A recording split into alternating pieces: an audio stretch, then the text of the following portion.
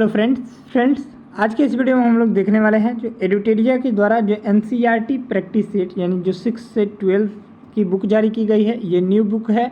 इसमें जो है टोटल 17 सेट दिए गए हैं और इस बुक का नाम जो है वो आधार सीरीज नाम से रखा गया है। ठीक है, ये सभी प्रतियोगिता परीक्षाओं के लिए उपयोगी है।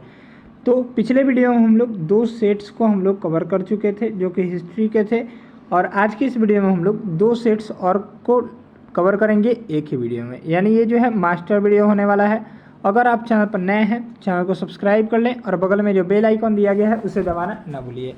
ये जो है बेस्ट बुक है और एनसीईआरटी जो है आपके एग्ज़ाम के लिए काफ़ी महत्वपूर्ण है, आप सभी को पता ही होगा। ठीक है, तो इस बुक को जो है पूरा देखिएगा और चैनल पर अगर आप नए हो तो चैनल को सब्सक्राइब कर लीजिएगा। तो आइए हम लोग टेस्ट सीरीज नंबर 3 को और 4 को एक ही वीडियो में आज हम लोग कवर करते हैं। यहाँ से देखिए टोटल 100 प्रश्न एक सेट में दिया गया है और काफ़ी महत्वपूर्ण प्रश्न, और ये एनसीईआरटी बेस्ड आधारित है। ठीक है ना।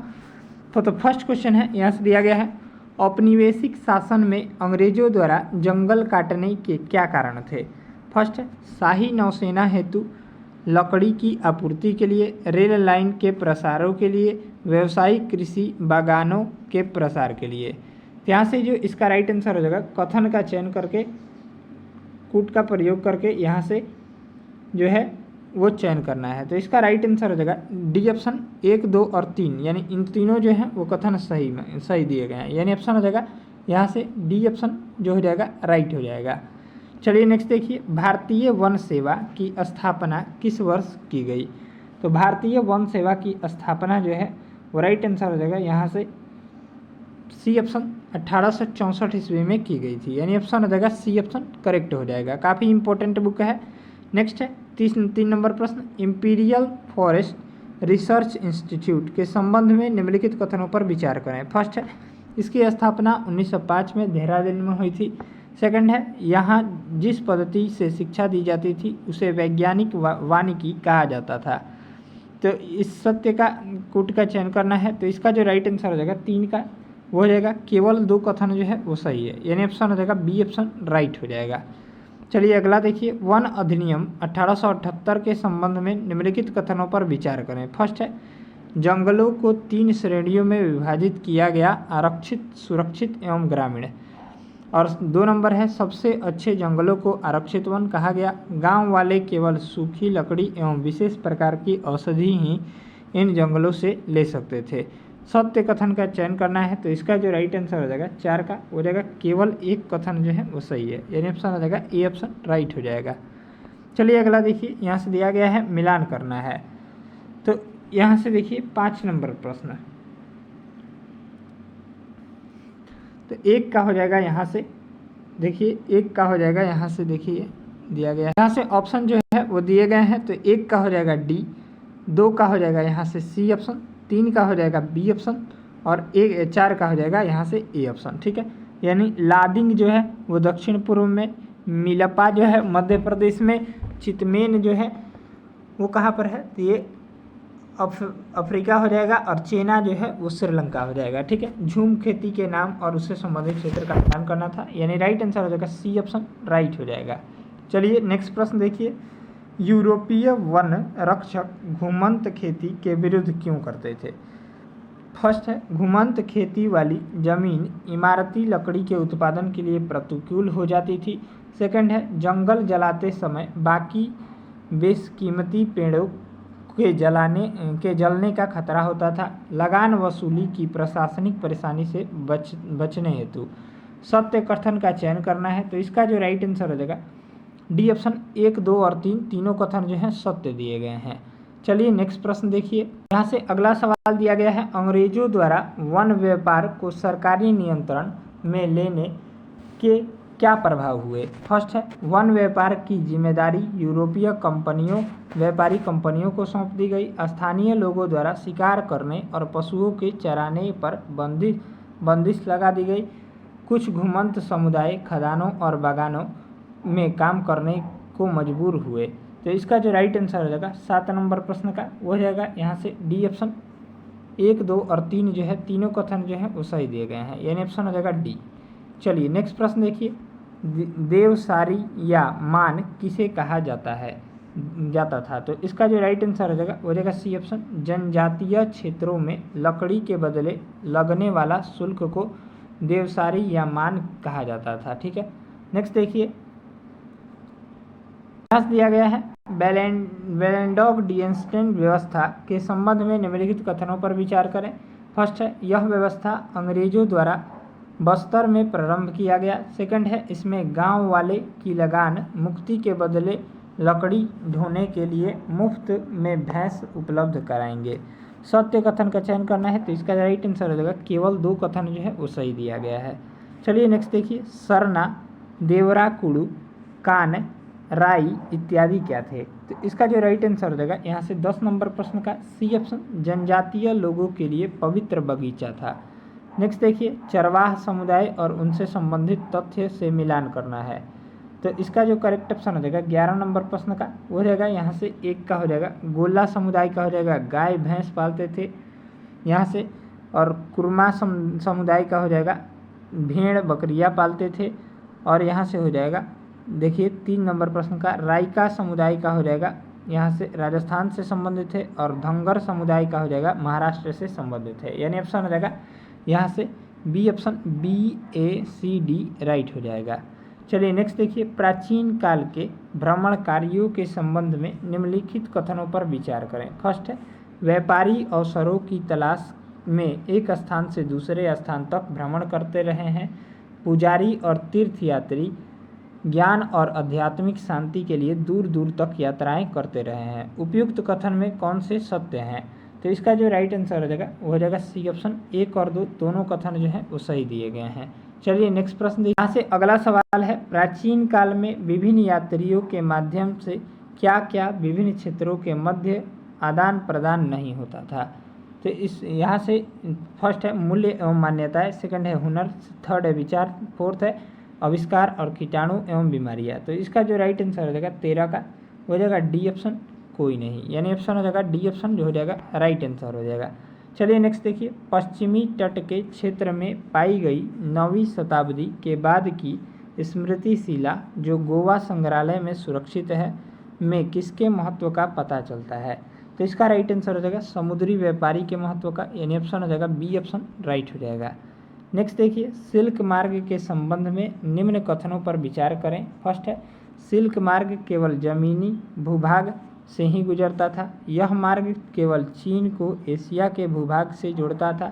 थर्ड है, यह मार्ग लगभग 15वीं शताब्दी तक अस्तित्व में था। और 4 नंबर है, सोना और चांदी जैसी कीमती धातुएं इसी मार्ग से एशिया से यूरोप की ओर पहुंचती थी। सत्य कथन का चयन करना है, तो इसका राइट आंसर हो जाएगा ए ऑप्शन, केवल 3 नंबर कथन जो है वो सही दिया गया है। चलिए नेक्स्ट देखिए, चीन की एक गुफा पेंटिंग में सिल्क मार्ग को दर्शाया गया है, उस गुफा का क्रमांक है। तो इसका राइट आंसर हो जाएगा यहाँ से डी ऑप्शन, इंपॉर्टेंट प्रश्न है, गुफा क्रमांक 217। नेक्स्ट देखिए, मार्को पोलो के किताब का नाम है। तो इसका राइट आंसर हो जाएगा A option, book of marvels, यानी ऑप्शन हो जाएगा ए ऑप्शन राइट हो जाएगा। नेक्स्ट देखिए, स्पैगेटी क्या है। स्पैगेटी जो है वो राइट आंसर हो जाएगा बी ऑप्शन, एक प्रकार की खाद्य सामग्री है। ठीक है, नेक्स्ट देखिए, निम्न कथनों पर विचार करना है। आलू, सोया, मूंगफली का उद्भव भारत में हुआ था। ये खाद्य पदार्थ यूरोप एवं एशिया में तब तक पहुँचे जब क्रिस्टोफर कोलंबस ने अमेरिका की खोज की। तो इसका जो करेक्ट ऑप्शन हो जाएगा, सत्य कथन का चयन करना है, राइट आंसर हो जाएगा यहाँ से केवल 2 राइट हो जाएगा। चलिए नेक्स्ट देखिए, 16वीं सदी के संदर्भ में निम्न कथनों पर विचार करना है। फर्स्ट है, 16वीं सदी के मध्य तक आते आते पुर्तगाली और स्पेनिश सेनाओं ने अमेरिका को उपनिवेश बनाना शुरू कर दिया था। यूरोपीय सेनाओं ने पुर्तगाली एवं स्पेनिश अपनी सैन्य ताकत के बल पर अमेरिका के विभिन्न क्षेत्रों को जीता था।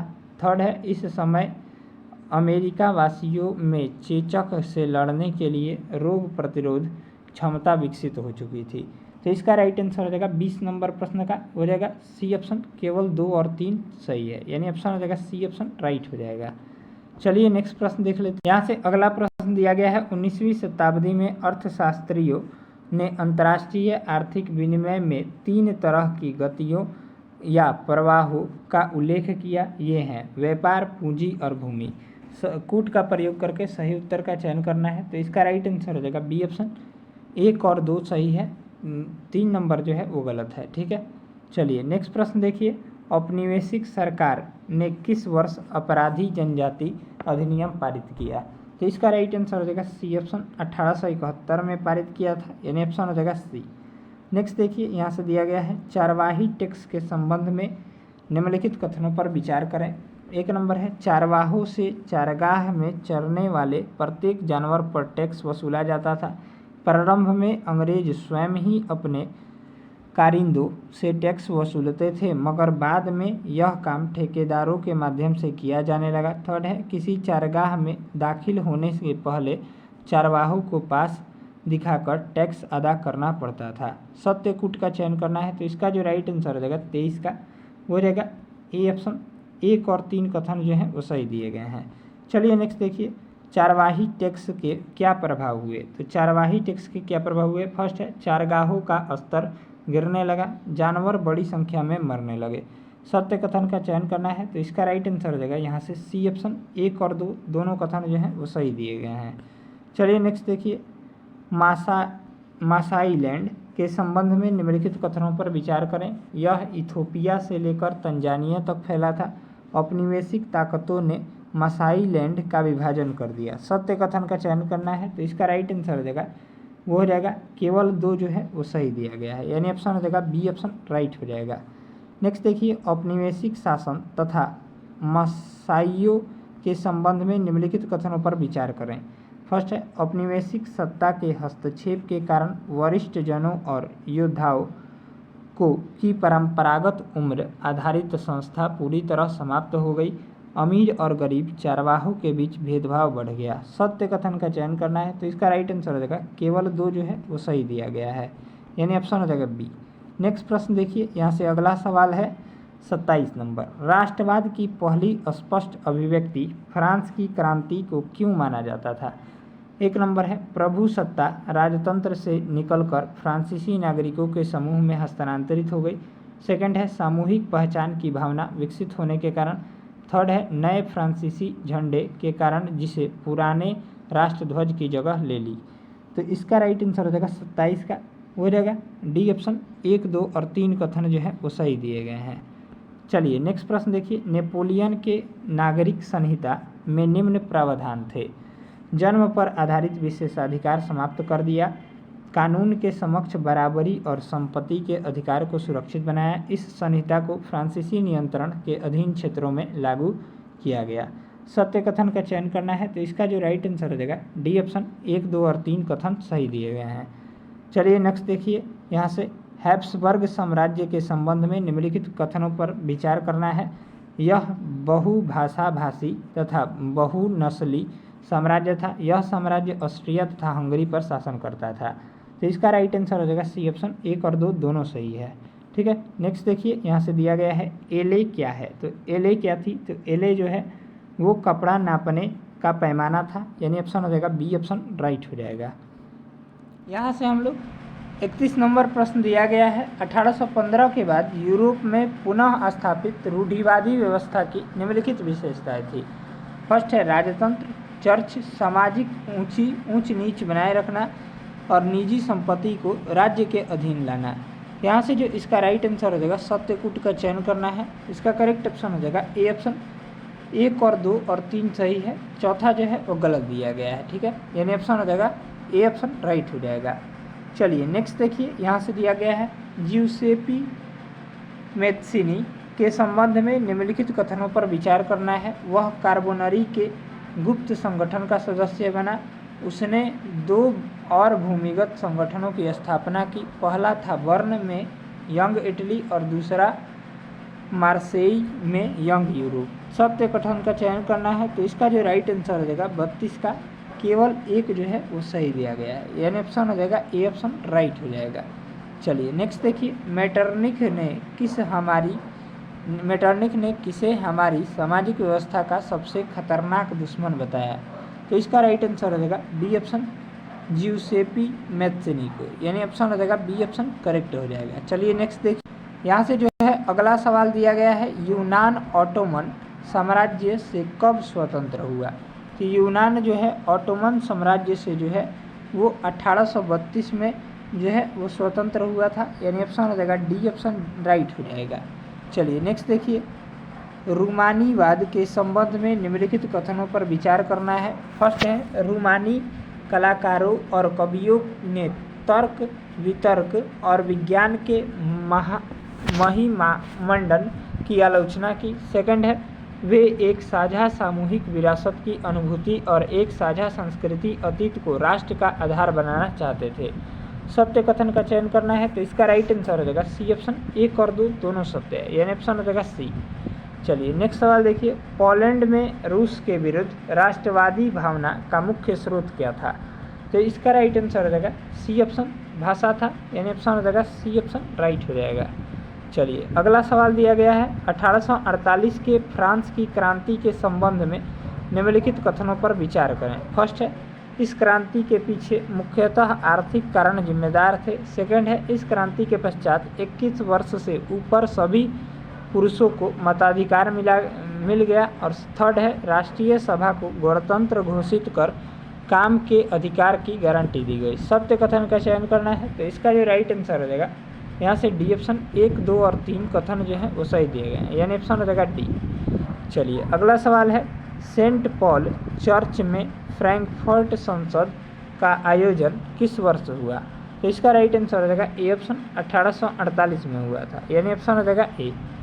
अगला सवाल है, जर्मनी के एकीकरण के संबंध में निम्नलिखित कथनों पर विचार करें। फर्स्ट है, ऑटो वन बिस्मार्क ने ऑस्ट्रिया की सेना और नौकरशाही की मदद से जर्मनी को एकीकृत किया। सेकंड है, 7 वर्ष के दौरान प्रसा, डेनमार्क और फ्रांस में से 3 युद्धों में ऑस्ट्रिया की जीत हुई और एकीकरण की प्रक्रिया पूरी हुई। यहाँ से जो इसका राइट आंसर हो जाएगा 39 का हो जाएगा डी ऑप्शन, 9 तो 1 और 9 ही 2, यानी ऑप्शन हो जाएगा डी ऑप्शन राइट हो जाएगा। चलिए अगला सवाल है, इटली के एकीकरण के संबंध में सत्य कथन का चयन करना है। जिउसेपी मैत्सिनी क्रांतिकारी आंदोलन के द्वारा इटली को गणराज्य बनाने का प्रयास किया। मंत्री प्रमुख काबूर जो जनतंत्र में विश्वास रखता था, फ्रांस से सार्डिनिया और पिडमेंट की एक चतुर कूटनीतिक संधि से 1859 में ऑस्ट्रियाई बलों को हरा पाने में कामयाब हुआ। और थर्ड है, जिउसेपी गैरिबाल्डी के नेतृत्व में भारी संख्या में सशस्त्र स्वयंसेवकों ने युद्ध में हिस्सा लिया।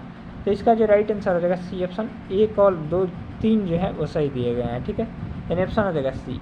अगला सवाल है, आयरलैंड को ब्रिटेन में कब सम्मिलित किया गया? तो आयरलैंड के जो है ब्रिटेन में जो है वो राइट आंसर हो जाएगा 41 का, वो हो जाएगा यहाँ से डी ऑप्शन, 1801 में शामिल किया गया था, ठीक है, याद रखिएगा।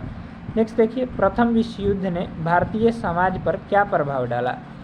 फर्स्ट है, करों में वृद्धि की गई, खाद्य पदार्थों का भारी अभाव पैदा हो गया, सिपाहियों को जबरन भर्ती किया गया। तो इसका जो राइट आंसर हो जाएगा 42 का हो जाएगा डी ऑप्शन, 1, 2 और 3 तीनों कथन सही दिए गए हैं, यानी ऑप्शन हो जाएगा डी। नेक्स्ट देखिए, रॉलेट एक्ट के संबंध में असत्य कथन का चयन करना है। तो इसका जो राइट आंसर हो जाएगा 43 का, वो हो जाएगा यहाँ से ए ऑप्शन, भारतीय सदस्यों के भारी विरोध के बावजूद इस कानून को ब्रिटिश संसद ने बहुत जल्दबाजी में पारित कर दिया था, यानी ऑप्शन हो जाएगा ए ऑप्शन राइट हो जाएगा। चलिए अगला सवाल है, 1919 में खिलाफत समिति का गठन कहाँ किया गया था? तो 1919 में खिलाफत समिति का गठन जो है वो बम्बई में किया गया था, यानी ऑप्शन हो जाएगा बी। अगला सवाल है, महात्मा गांधी की पुस्तक हिंद स्वराज किस वर्ष लिखी गई? तो इसका राइट आंसर हो जाएगा 45 का, वो हो जाएगा 1909 में लिखी गई थी, यानी ऑप्शन हो जाएगा ए ऑप्शन राइट हो जाएगा। अगला देखिए, असहयोग आंदोलन के संचालन के संबंध में निम्नलिखित कथनों पर विचार करें। फर्स्ट है, आंदोलन की शुरुआत शहरी मध्य वर्ग ने की, सभी पार्टियों ने परिषद चुनावों का बहिष्कार किया, भारतीय खादी कपड़ों के महंगे होने के कारण गरीबों द्वारा विदेशी कपड़ों का बहिष्कार लंबे समय तक नहीं किया गया। सत्य कथन का चयन करना है, तो इसका राइट आंसर हो जाएगा 46 का, वो हो जाएगा सी ऑप्शन, केवल 1 और 3 सही है, ठीक है, यानी ऑप्शन हो जाएगा यहाँ से सी ऑप्शन राइट हो जाएगा, ठीक है। अगला सवाल देखिए 47 नंबर सवाल, अवध किसान सभा की गठन से संबंधित निम्नलिखित कथनों पर विचार करें।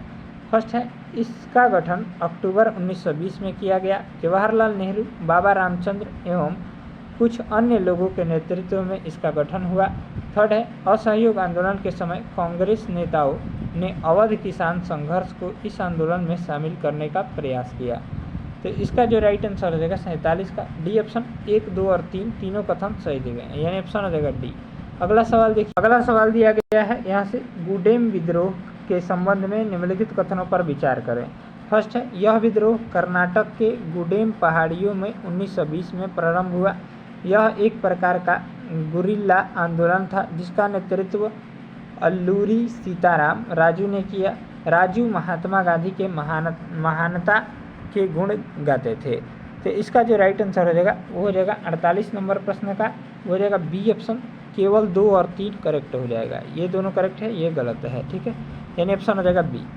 अगला सवाल देखिए, स्वराज पार्टी के संबंध में असत्य कथन का चयन करना है। तो स्वराज पार्टी के संबंध में असत्य कथन जो हो जाएगा यहाँ से 49 का राइट आंसर हो जाएगा, वो हो जाएगा ए ऑप्शन, असहयोग आंदोलन के पश्चात राजनीति में सक्रिय होने के लिए कुछ कांग्रेस नेताओं ने कांग्रेस से पृथक एक अलग स्वराज पार्टी का गठन किया, यानी ऑप्शन हो जाएगा ए।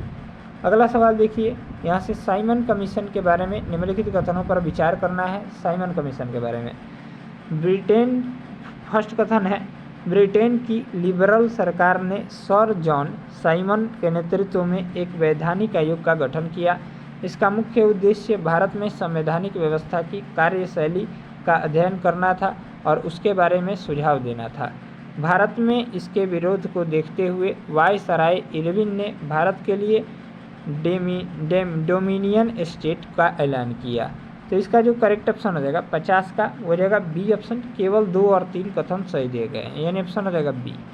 नेक्स्ट प्रश्न देखिए, सविनय अवज्ञा आंदोलन को वापस लेते हुए गांधी जी ने इरविन के साथ कब समझौते पर हस्ताक्षर किया। तो इसका राइट आंसर हो जाएगा, वो हो जाएगा बी ऑप्शन, 5 मार्च 1931 को जो है हस्ताक्षर किया था, यानी ऑप्शन हो जाएगा बी। नेक्स्ट देखिए, भाड़ा विरोधी आंदोलन के बारे में निम्नलिखित कथनों पर विचार करना है। तो फर्स्ट है, यह आंदोलन छोटे किसानों द्वारा जो जमींदारों से पट्टे पर जमीन लेकर खेती कर रहे थे। सेकंड है, जमींदारों को भाड़ा चुकाने से माफ़ी के लिए प्रारंभ किए गए इस आंदोलन का नेतृत्व समाजवादियों और कम्युनिस्टों ने किया। कांग्रेस ने खुलकर भाड़ा विरोधी आंदोलन का समर्थन किया। तो इसका जो करेक्ट ऑप्शन हो जाएगा 52 का, हो जाएगा ए ऑप्शन, केवल 1 और 2 कथन सही दिया गया है, ठीक है, यानी ऑप्शन हो जाएगा ए। अगला सवाल, अगला प्रश्न है यहाँ से, भारतीय वाणिज्य एवं उद्योग परिसंघ federation of Indian chamber of commerce and industry FICCI का गठन कब किया गया। तो इसका जो करेक्ट ऑप्शन हो जाएगा 53 का, हो जाएगा सी ऑप्शन, 1927 में किया गया था, यानी ऑप्शन हो जाएगा सी। अगला सवाल देखिए, राष्ट्रीय आंदोलन में महिलाओं की भागीदारी से संबंधित निम्नलिखित कथनों पर विचार करें। फर्स्ट है, गांधी जी के आह्वान के बाद राष्ट्रीय आंदोलन में महिलाओं की भागीदारी बढ़ी। गांधी जी का मानना था कि घर चलाना, चूल्हा चौका संभालना, अच्छी माँ व अच्छी पत्नी की भूमिकाओं का निर्वाह करना ही औरत का असली कर्तव्य है। यहाँ से थर्ड कथन दिया गया है, कांग्रेस औरतों को महत्वपूर्ण जगह देने में हिचकिचाती थी। तो इसका जो राइट आंसर हो जाएगा 54 का, डी ऑप्शन, उपरोक्त में से कोई नहीं। सभी कथन जो है यहाँ से ध्यान दीजिएगा, असत्य कथन का चयन करना है, तो सभी कथन सत्य हैं, यानी ऑप्शन हो जाएगा डी। नेक्स्ट देखिए, डॉक्टर भीमराव अंबेडकर ने किस वर्ष दलितों के लिए दमित या दलित वर्ग एसोसिएशन, डिस्प्रेस्ड क्लास एसोसिएशन का गठन किया। तो इसका राइट आंसर हो जाएगा सी ऑप्शन, यहाँ से 1930 में गठन किया था, ठीक है, यानी ऑप्शन हो जाएगा सी। नेक्स्ट देखिए, सन्यासिनी रूपी भारत माता के विख्यात छवि को सर्वप्रथम किसने चित्रित किया। तो इसका राइट आंसर हो जाएगा 56 का, हो जाएगा बी ऑप्शन, अविंद्रनाथ टैगोर ने, यानी ऑप्शन हो जाएगा बी। नेक्स्ट देखिए, उपनिवेश काल में भारतीय झंडे के संबंध में निम्नलिखित कथनों पर विचार करें। फर्स्ट है, बंगाल में स्वदेशी आंदोलन के दौरान तिरंगा झंडा में हरा, पीला और लाल रंग थे। सेकंड है 1921 तक गांधी जी ने स्वराज का झंडा तैयार कर लिया था, यह भी तिरंगा सफ़ेद, हरा और लाल था। असत्य कथन का चयन करना है, तो इसका जो राइट आंसर हो जाएगा 57 का, वो हो जाएगा न तो एक और न ही दो, यानी ऑप्शन हो जाएगा डी ऑप्शन राइट हो जाएगा, यानी ऑप्शन दोनों जो है वो सही है कथन।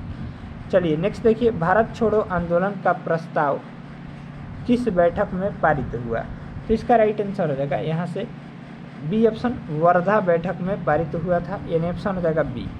चलिए नेक्स्ट देखिए, इक्विजिशन क्या थी, तो इक्विजिशन जो थी वो क्या थी, तो इसका राइट आंसर हो जाएगा 59 का, वो हो जाएगा एक रोमन कैथोलिक संस्था थी, यानी ऑप्शन हो जाएगा ए। अगला प्रश्न है, छापाखाना प्रगति का सबसे ताकतवर औजार है, इससे बन रही जनमत की आंधी में निरंकुशवाद उड़ जाएगा, यह किसने कहा, तो इसका राइट आंसर हो जाएगा सी ऑप्शन, लुइस सेबेस्टियन मर्सिए ने कहा, यानी ऑप्शन हो जाएगा सी।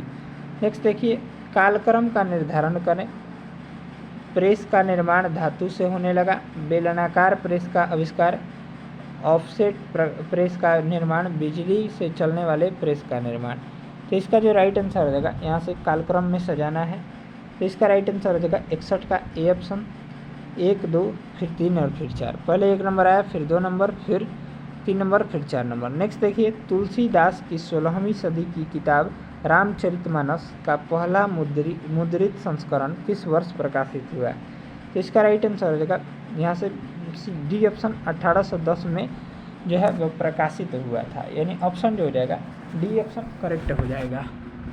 चलिए नेक्स्ट सवाल है, स्त्री धर्म विचार नामक पुस्तक किसने लिखी, तो स्त्री धर्म विचार नामक पुस्तक के लेखक जो थे वो कौन थे, तो ये राम चड्ढा थे, यानी ऑप्शन हो जाएगा ए ऑप्शन राइट हो जाएगा, ठीक है। चलिए अगला सवाल देखिए, मेसोपोटामिया के लेखन कला के संबंध में निम्नलिखित कथनों पर विचार करें। फर्स्ट है, यहाँ से दिया गया है, मेसोपोटामियाई लोग मिट्टी के पट्टिकाओं पर लिखते थे, उनकी अक्कादी भाषा का स्थान किलाकार सुमेरियन भाषा ने ले ली, किलाकार चिन्ह अंग्रेजी भाषा के स्वर या व्यंजन की तरह होता था, जिस कारण उनकी भाषा पढ़ी जा सकी, तो इसका जो राइट आंसर हो जाएगा सत्य कथन का चयन करना है, केवल एक सही है, यानी ऑप्शन हो जाएगा सी, ठीक है। चलिए अगला सवाल देखिए 65 नंबर, मेसोपोटामियाई समाज के संबंध में निम्नलिखित कथनों पर विचार करना है। यहाँ से दिया गया है, एकल परिवार को आदर्श माना जाता था, पिता परिवार का मुखिया होता था, पिता का घर, पुराधन, खेत आदि उसके पुत्र को मिलते थे, तो इसका जो राइट आंसर हो जाएगा यहाँ से 65 का, वो हो जाएगा यहाँ से डी ऑप्शन राइट हो जाएगा, 1 2 और 3 तीनों कथन सही है। अगला सवाल देखिए, मेसोपोटामियाई के नगर नियोजन के संबंध में निम्नलिखित कथनों पर विचार करना है। फर्स्ट है, मेसोपोटामियाई में नगर नियोजन पद्धति सुदृढ़ थी, मोहनजोदड़ो की ही तरह जल निकासी के लिए व्यवस्था की गई थी, कमरे के अंदर रोशनी खिड़की से नहीं बल्कि आंगन में खुले दरवाजा से आती थी, तो इसका राइट आंसर हो जाएगा ए ऑप्शन, केवल 1 और 2 कथन सही दिए गए हैं, ठीक है, यानी असत्य पूछा है, ध्यान दीजिएगा, 1 और 2 जो है असत्य हैं, ये जो है वो सही है, ठीक है, यानी ऑप्शन हो जाएगा ए ऑप्शन राइट हो जाएगा। चलिए अगला प्रश्न देख लेते हैं। अगला सवाल है यहाँ से, रोमन समाज के बारे में निम्नलिखित कथनों पर विचार करना है। फर्स्ट है, एकल परिवार का चलन था, पिता की संपत्ति पर पुत्री का मुख्य उत्तराधिकार रहता था, पिता पत्नी को अलग अलग 2 वित्तीय हस्तियाँ माना जाता था। सत्य कथन का चयन करना है, तो इसका जो राइट आंसर हो जाएगा 67 का, वो हो जाएगा डी ऑप्शन, 1 और 2 और 3 कथन सही दिए गए हैं। चलिए अगला देखिए, यहाँ से दिया गया है, रोमन अर्थव्यवस्था के बारे में निम्नलिखित कथनों पर विचार करें। जैतून का तेल निर्यात होने वाली प्रमुख वस्तु थी, इटली की सोने और चांदी की खदानों में जल शक्ति से खुदाई की जाती थी, उस समय सुगठित वाणिज्य और बैंकिंग व्यवस्था का संचालन होता था, तो इसका जो राइट आंसर हो जाएगा 68 का, बी ऑप्शन, केवल 1 और 3 कथन सही है, ठीक है। नेक्स्ट देखिए, रोमन साम्राज्य में दास प्रथा और श्रमिकों पर नियंत्रण के संबंध में असत्य कथन का चयन करना है। तो इसका जो राइट आंसर हो जाएगा, यहाँ से दिया गया है 69 नंबर प्रश्न का जो राइट आंसर हो जाएगा वो क्या हो जाएगा, सी ऑप्शन। रोमन व्यवस्था में श्रम प्रबंधन पर बहुत अधिक ध्यान नहीं दिया गया। चलिए अगला सवाल, चलिए 70 नंबर सवाल है यहाँ से, मंगोलों से संबंधित यास क्या था। तो इसका जो राइट आंसर हो जाएगा 70 का यास जो था वो क्या था, तो सी ऑप्शन राइट आंसर हो जाएगा, मंगोल जनजाति की परंपरा प्रथाओं का संकलन था। अगला सवाल देखिए, अमेरिकी गृह युद्ध के भारत पर क्या परिणाम हुए। फर्स्ट है, भारतीय बुनकरों के सामने कच्चे तेल की समस्या उत्पन्न हो गई। ब्रिटिशों की निर्भरता भारतीय कृषि पर बढ़ गई। तो इसका राइट आंसर हो जाएगा सी ऑप्शन। 1 और 2 दोनों कथन सत्य हैं, यानी ऑप्शन हो जाएगा सी। चलिए नेक्स्ट प्रश्न देखिए, अगला सवाल है यहाँ से दिया गया है, गिरमिटिया मजदूरों को सबसे ज़्यादा कहाँ भेजा जाता था। तो इसका जो राइट आंसर हो जाएगा 72 का, बी ऑप्शन, कैरेबियाई देश में भेजा जाता था, यानी ऑप्शन हो जाएगा बी ऑप्शन राइट हो जाएगा। चलिए अगला सवाल देखिए, 18वीं सदी के अंत के दशकों में ब्रिटेन की अर्थव्यवस्था के संदर्भ में निम्न कथनों पर विचार करना है। फर्स्ट है, इस समय ब्रिटेन में आबादी तेजी से बढ़ने पर भोजन की मांग तीव्र गति से बढ़ी। सेकंड है, उद्योगों के विकास ने कृषि उत्पादों की मांग बढ़ा दी थी। थर्ड है, ब्रिटिश सरकार ने बड़े भूस्वामियों के दबाव में मक्का के आयात पर पाबंदी मार्शल लॉ के तहत लगा दी थी। उपयुक्त में से कौन से कथन सत्य हैं। तो इसका जो राइट आंसर हो जाएगा 73 का, वो हो जाएगा यहाँ से ए ऑप्शन। 1 और 2 कथन सत्य दिए गए हैं। चलिए नेक्स्ट सवाल है यहाँ से अगला प्रश्न,